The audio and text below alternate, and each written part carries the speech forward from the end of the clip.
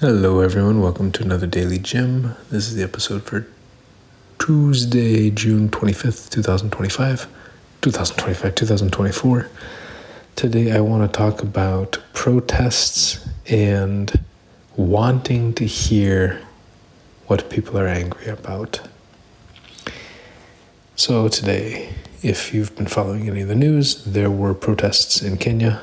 Planned protests because there's a new finance bill that was going up for vote, and people were protesting reject the finance bill. And they were planned demonstrations for today. Some of them I think they broke into the parliament. I think maybe some fires were started, but also I wasn't there, so I don't know the extent. I imagine much of it was very peaceful, meaning nonviolent. And some people said that there was a lot of joy and celebration in the protests. I think there was probably a lot of anger as well. And I think often I've looked at protests as ineffective, but today I started to see it as, and even like today, I think I questioned one of my friends. I said, okay, good, you want to reject the finance bill and start what? And I think sometimes I can be so quick to jumping to what are you going to start? What are you going to do next? And I think what I saw today was, what if I just slowed down and listened to what they're angry about? Sometimes wanting to stop something is okay, at least a starting place. Instead of jumping to step 2, 3, 4, 5, 6, what if the first step is really to just stop something? And I think anger can be a very powerful tool for telling people to stop this one thing. Yes, I think anger can also be channeled to focus and go in the direction that we want to go. And yet I'm wondering, what if government leaders paused?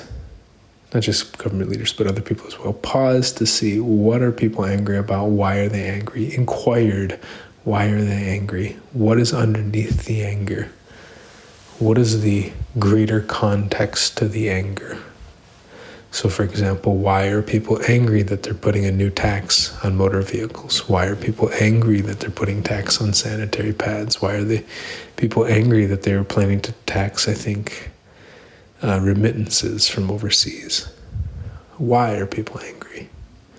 Instead of telling people that you shouldn't be angry, stop feeling angry for what you're feeling angry, you just need to suck it up and be a good adult, or whatever condescending bullshit we say, frankly.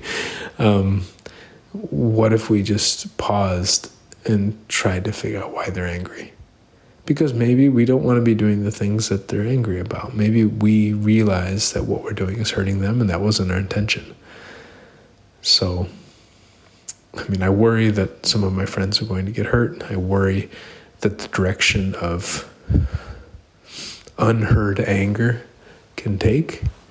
I worry that anger can turn into hatred very quick. I don't think anger has to be hatred. I don't think it has to go from anger at a behavior to anger at the essence of an individual.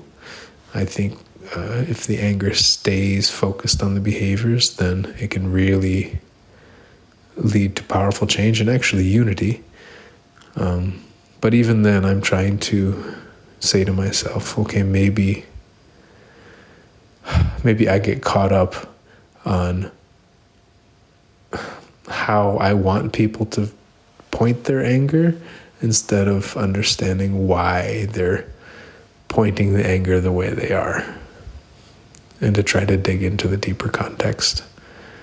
Ideally, that they would say what the deeper context is, but really just being curious to try to figure it out myself as well.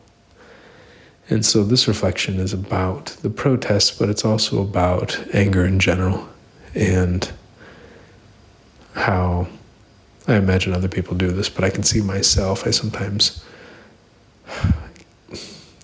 get angry at the anger. Like I tell myself I'm okay with the anger, but I'm okay with anger expressed in certain forms and anger expressed in other forms. I can get very angry and try to shut that down or reshape it. And I wonder if there's a lesson in there for people who are maybe on the receiving end of the anger right now. This could be both sides, right? It could be people who are protesting and people in the government who, I think both sides are throwing anger at each other in different ways. But just to recognize when there are that many people in the streets, that there are a lot of people who are feeling a sense of anger, and when they want to reject a bill, that means they angrily want to stop something. I think something that they perceive as hurting them. And so to try to understand, why might this hurt people? And yeah, I think that's the kind of society I want to live in, where when somebody gets angry, we try to figure out why instead of blaming them for being angry. Where we say it's okay to feel angry, actually be grateful that people are angry, because it says that they're standing up for themselves, that they care about themselves, and that they care about the people around them. So I don't know if this is helpful for you. I think it's helpful for me to understand my kind of hesitance and my, I don't know if it's a looking down upon, but my kind of frustration with a lot of protests and how I didn't see them being effective. But if I look at them more as a starting point where people are overwhelmed and feeling very angry, and the anger just boils up, and the helplessness boils up, and the suppression boils up, and they say, I just can't do it anymore. This needs to stop. When I look at it that way, I think it can be a starting point. It's not I don't believe it's the final answer. I don't believe it fully resolves the conflict. I don't believe it fully moves people forward and unites a population or a family or a relationship or whatnot. But I think it can start the conversation. And maybe part of this is me just having the courage to also express anger in relationships. I think I'm often afraid of it because maybe I don't see it as the final answer. And so I'm like, well, it doesn't make sense to express it because it's not the final answer. But maybe it is a really good starting point for conversations if the two sides are willing to go into it, or rather if the one side who receives the anger is willing to take it and see it as a starting point and go deeper. But I'm curious to hear what you think about it. If you want, jump on Jim and Friends and lead a message. And let the conversation start. All right, bye.